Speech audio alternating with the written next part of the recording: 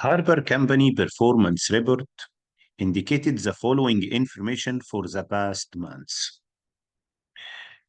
It's very useful to read the question first. Harper total overhead spending variance. He is asking for the spending variance of the total overhead. And we have to remember that the spending variance, there is a spending variance for the variable overhead and there is a spending variance for the fixed overhead. He is asking for the total overhead spending variance of the both variable and fixed. It's not correct, or it's not useful, or it will take a lot of time to use the following formula. To calculate the spending variance of the variable overhead is the difference between these two equations. And to calculate the spending variance of the fixed overhead between those two equations, and then to add both results together, it will take a lot of time, and it may not present all the given needed. The question here is not including a lot of given to fulfill these equations. So what should I do?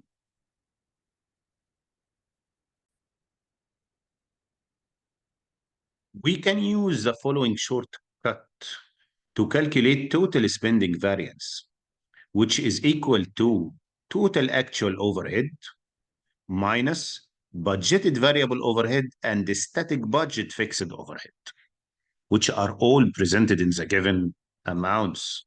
Let's see. Actual total overhead is here. Total actual overhead. If it is not present as a given amount, we can calculate using the following formula. We can calculate budgeted variable overhead using the following formula. Static fixed overhead using the following formula. But it's already presented.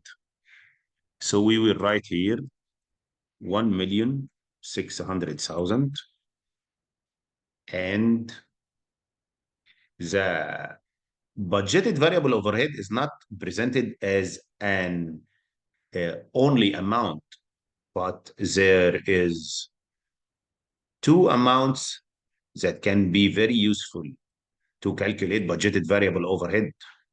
Budgeted variable overhead is equal to actual labor hours multiplied by budgeted variable overhead. Here is the actual labor hours.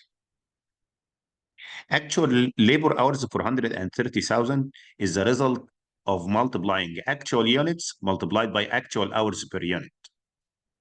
So we can write here 430,000 multiplied by $0.5, which is the rate per hour, budgeted rate per hour, and the result will be $215,000.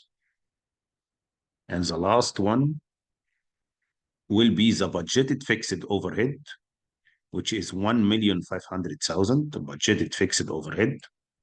We will write here 1,500,000, and then we will use our calculator to calculate the difference. 1,600,000,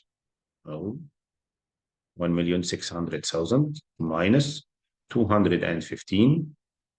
1,600,000 is this amount minus 215,000 minus 1,500,000 is equal to negative 115. Negative 115,000 is a favorable amount because the actual fixed overhead was less than the budgeted fixed overhead. The actual was much less than budgeted, which is an actual amount. So the answer will be P.